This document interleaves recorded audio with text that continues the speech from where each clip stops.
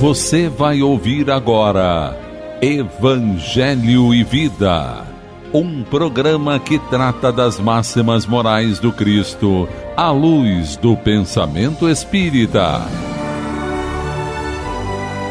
Produção e apresentação, Henrique Parente. Querido amigo ouvinte, que alegria mais uma vez estarmos aqui reunidos em nome desse mestre querido que é o nosso mestre Jesus tem nos orientado, nos acompanhado durante toda a nossa existência. Fazendo uma pequena correção, não durante a nossa existência, mas durante as nossas muitas e muitas existências.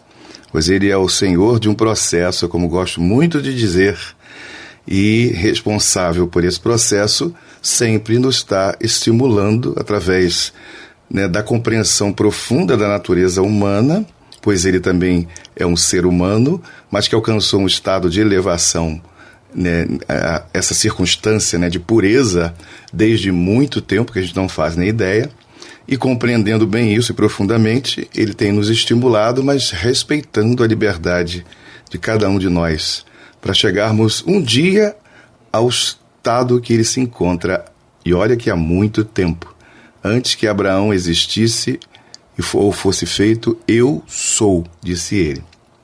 Então é muito tempo. Não dá para a gente mensurar isso aí, medir. Mas dá para a gente confiar. Confiar a partir daquilo que ele tem feito. E ficou gravado por todos nós que adotamos aí o cristianismo como a nossa fonte de orientação. Então a gente observa a maneira, a conduta de Jesus, a exposição dos seus valores, dos seus sentimentos, da sua conduta, e a gente vai perceber que é uma pessoa que a gente realmente pode confiar. Então, o Gandhi, quando foi convidado aí, ou questionado, melhor falando, a respeito do cristianismo e do Cristo, da aceitação ou não aceitação, ele respondeu dizendo assim: eu aceito o Cristo, mas recuso o seu cristianismo. Daí dá para perceber alguém que está fora do ciclo cristão, ou que estava, à época, pelo menos como a gente entende, como um discípulo, um seguidor do princípio cristão, ou do Cristo.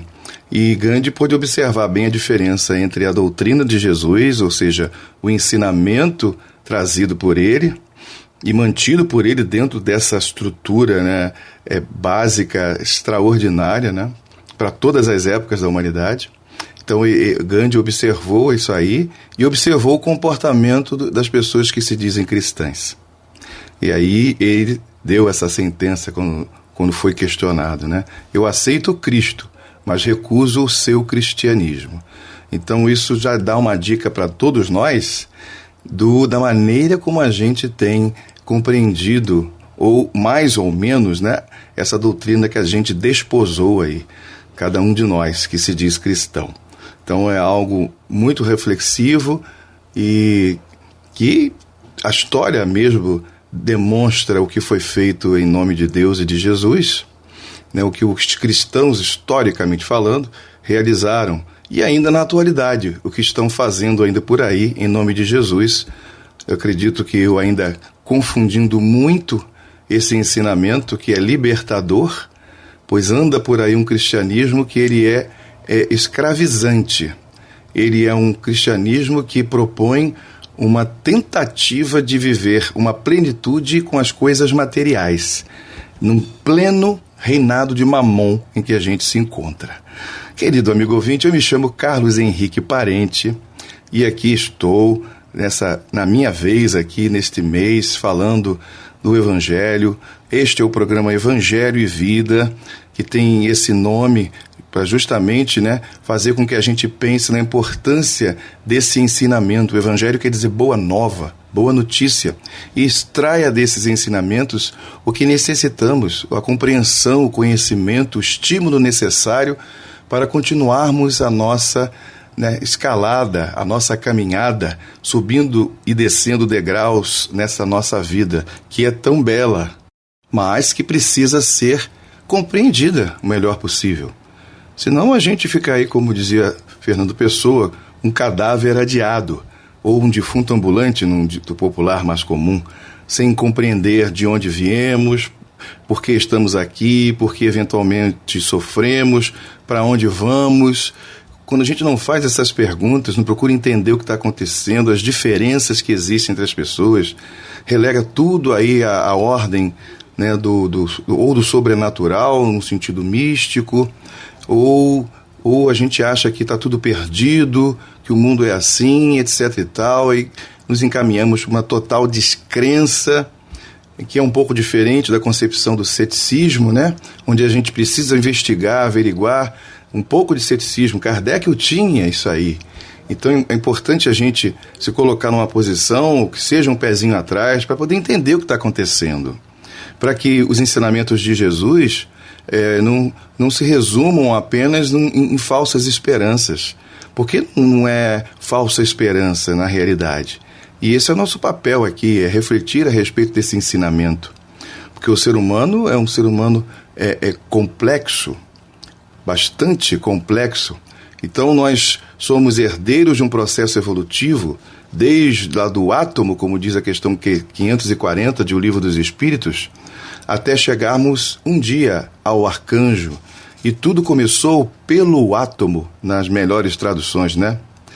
Então, a gente, caminhando, né, por essa estrada evolutiva e tentando compreender os processos um pouco, não profundamente, porque nos falta ainda um sentido para tal, como também nos ensina o Livro dos Espíritos, mas dentro dos nossos limites, poder compreender que há uma evolução acontecendo aí, e a doutrina espírita ela é evolucionista e fala da reencarnação de uma forma como muitas escolas às vezes não falam. E para quê? Para atender a necessidade de um grupo. Então cada pessoa tem o seu local, tem a sua maneira de fazer a sua confissão religiosa ou o seu desenvolvimento filosófico.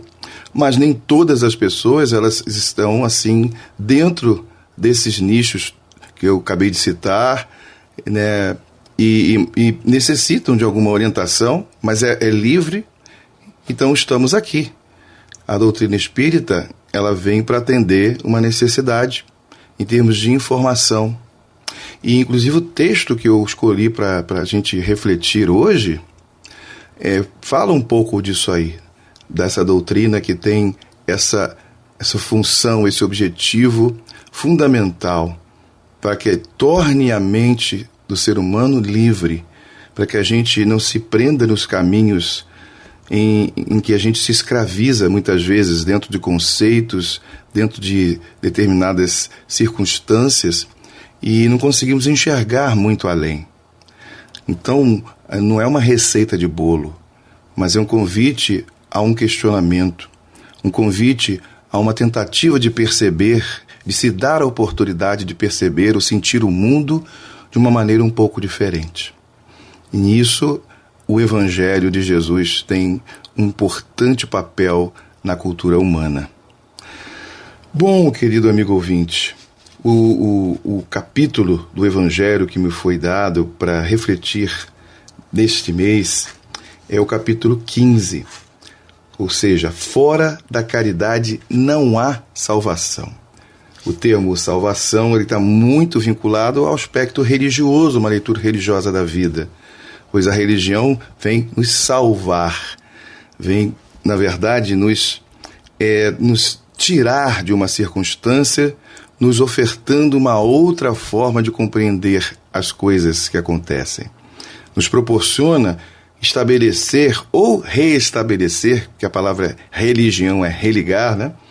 Restabelecer um contato e nos dá um sentido de transcendência, onde a gente encara a vida sob um aspecto não só material, mas que existe uma circunstância espiritual.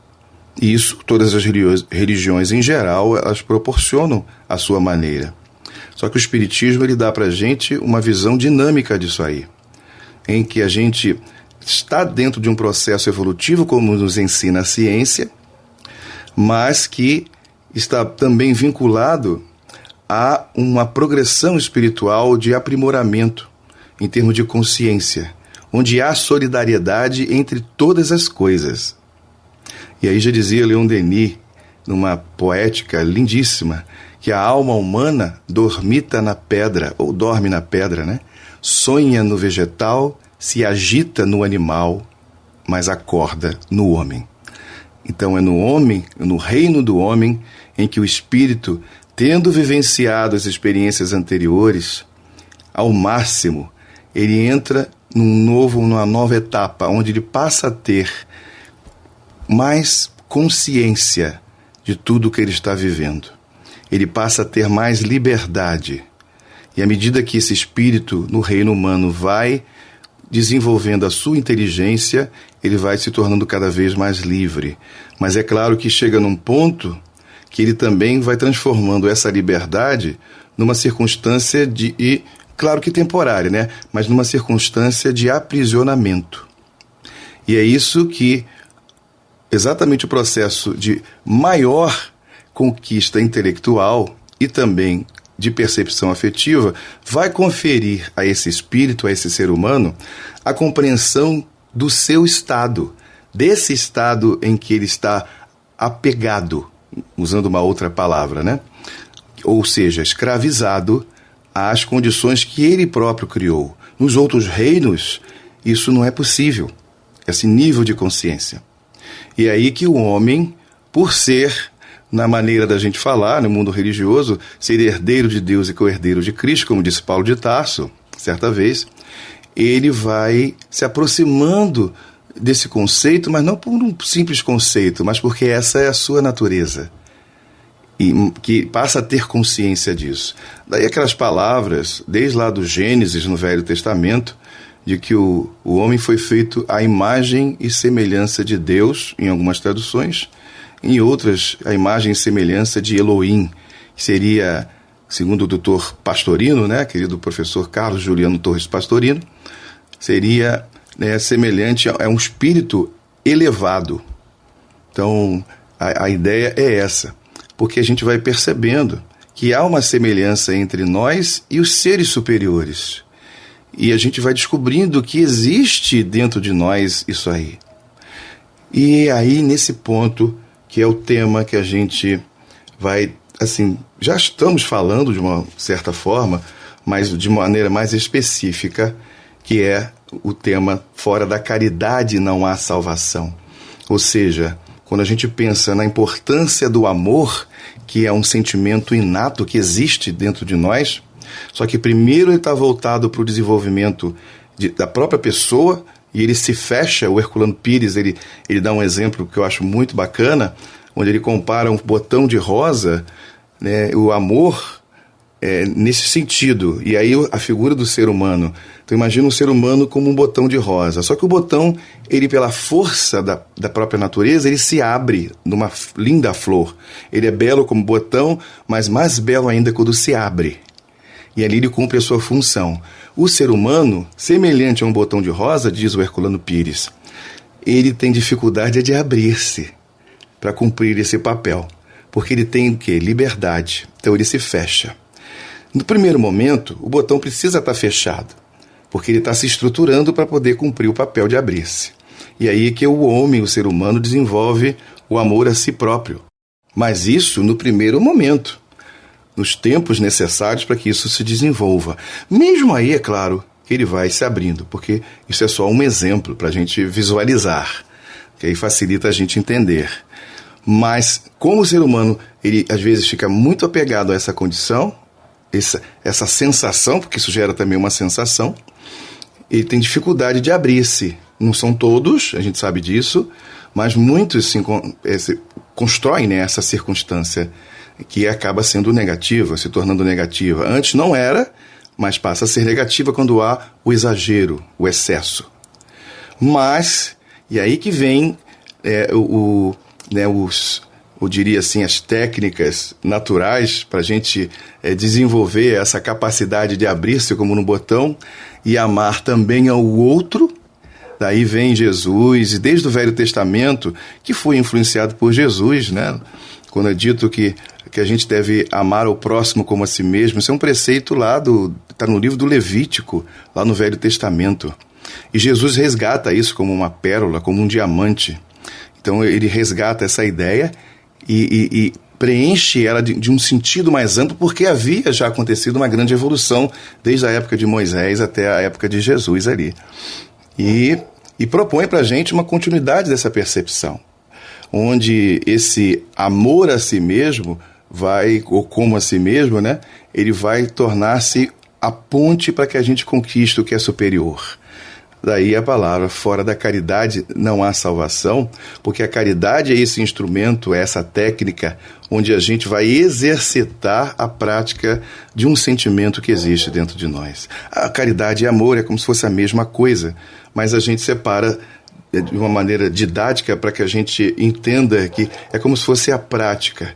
Então a gente vai praticar o bem para que a gente perceba que existe esse bem dentro de nós, para que a gente possa sentir esse bem fluir dentro de nós em direção a mais alguém além de nós mesmos. É como entendemos essa questão da caridade. E eu escolhi o último texto, que é a única comunicação dos espíritos desse capítulo, porque todo o restante, Kardec, ele comenta aqui, desde o princípio ali, trazendo aí o texto de Paulo sobre a questão da caridade, né? Se eu não falar a língua dos homens e dos anjos, mas se não tiver amor, ou seja, se eu falar, né, a língua dos anjos, não tiver amor, e isso não serve, não cumpre, né, o seu verdadeiro papel. Então Paulo, ele entendeu isso aí muito bem.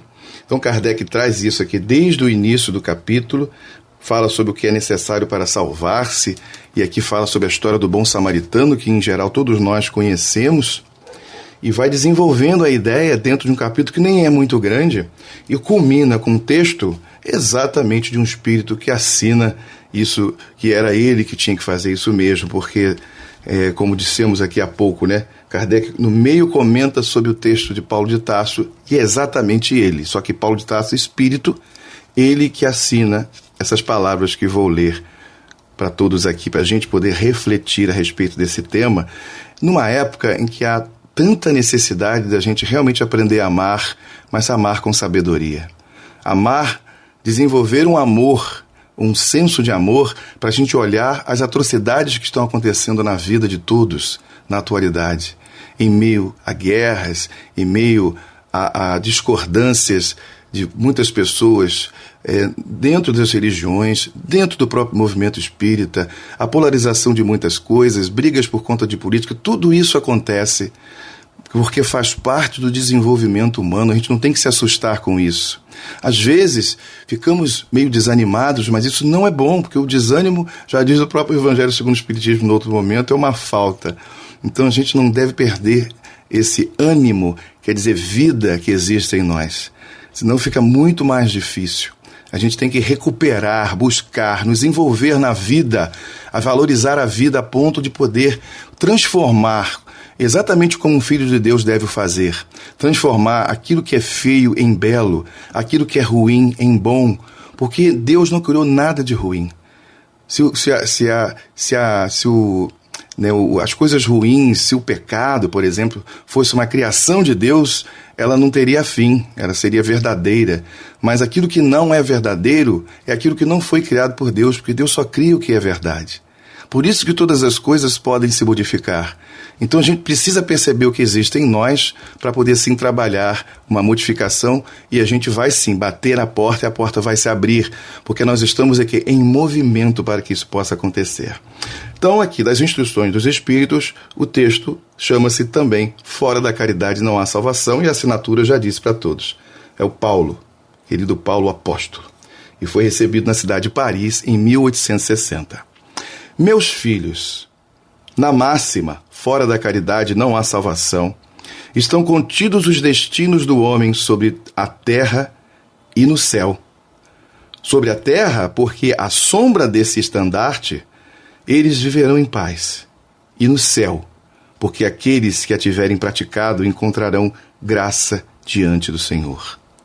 Esta divisa é a flama celeste, a coluna luminosa que guia os homens pelo deserto da vida para conduzi-los à terra da promissão. E aqui Paulo faz aquela referência, né, aquela circunstância trazida a nós pela Bíblia, do povo judeu no deserto, aparentemente perdidos, mas não estavam.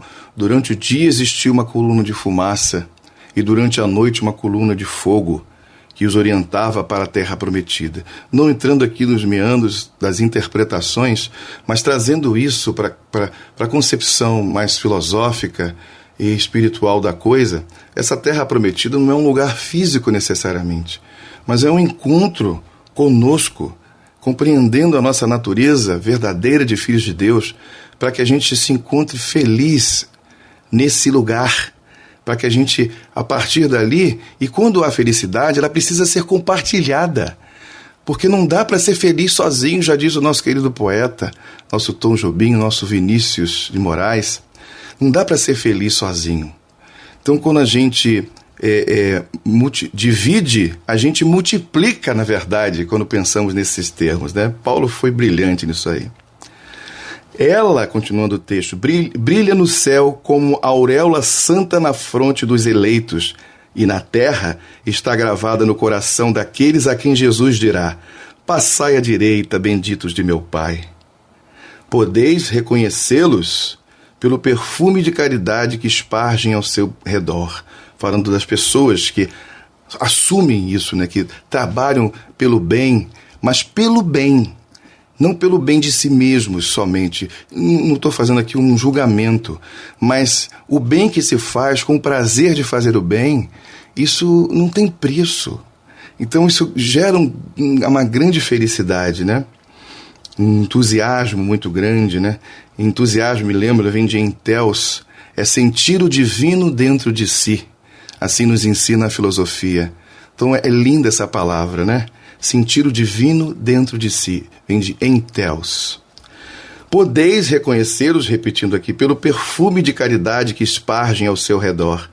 Nada exprime melhor o pensamento de Jesus, nada resume os deveres do homem do que esta máxima de ordem divina. O Espiritismo não podia provar melhor a sua origem do que oferecendo-a por regra, porque ela é o reflexo do mais puro cristianismo. Com essa orientação, o homem jamais se transviará. Aplicai-vos, portanto, meus amigos, a compreender o sentido profundo e as consequências da sua aplicação, e a procurar por vós mesmos todas as maneiras de aplicá-la. É uma luta pessoal, é um trabalho pessoal, mas que se torna coletivo quando a gente se une. Submetei todas as vossas ações ao controle da caridade, e a vossa consciência vos responderá. Não somente ela evitará que façais o mal, mas ainda vos levará a fazer o bem. Porque não basta uma virtude negativa, é necessária uma virtude ativa. Para fazer o bem, é sempre necessária a ação da vontade. Mas, para não fazer o mal, bastam frequentemente a inércia e a negligência. E que coisa incrível essa que Paulo diz aqui. Porque não, né, a gente precisa de uma virtude, aliás, a virtude negativa, né? É necessário uma virtude ativa. Não adianta não fazer, cruzar os braços e não fazer o mal. Isso não é suficiente, porque a caridade é uma movimentação, como eu disse ainda há pouco. A gente precisa fazer o bem para poder se aproximar desse bem. E termina Paulo dizendo: meus amigos, agradecei a Deus que vos permitiu gozar a luz do Espiritismo. Não porque somente os que a possuem possam salvar-se, mas porque, ajudando-vos a melhor compreender os ensinamentos do Cristo, ela, a doutrina, né, vos torna melhores cristãos. Fazei, pois, que vos vendo se possa dizer que o verdadeiro espírita e o verdadeiro cristão são uma e a mesma coisa, porque todos os que praticam a caridade são discípulos de Jesus, qualquer que seja o culto a que pertençam. Isso é bacana demais. E assina, né? Paulo, o Apóstolo, Paris, 1860. Então não tem essa coisa de que porque os espíritas estão salvos. O espírita compreende que a salvação é fruto de um processo, de um desenvolvimento, de uma libertação e de uma conquista de valores espirituais. E que a materialidade faz parte desse processo. Então, quando a gente entende isso, é importante, e acho que a consequência disso, quando bem compreendido, é o desapego. E deixar a vida fluir, fazer o melhor. Nem tudo vai acontecer neste momento. É preciso tempo para que as coisas amadureçam e aí se tornem perenes. Por isso a questão da espiritualidade, da reencarnação, que é um processo pedagógico. Querido amigo ouvinte, agradeço aqui a oportunidade por essa reflexão e que possamos estar juntos novamente aí falando desses assuntos no programa Evangelho e Vida no próximo mês ou da próxima vez. Muito obrigado a todos. Muita paz. A Rádio Rio de Janeiro apresentou o programa Evangelho e Vida.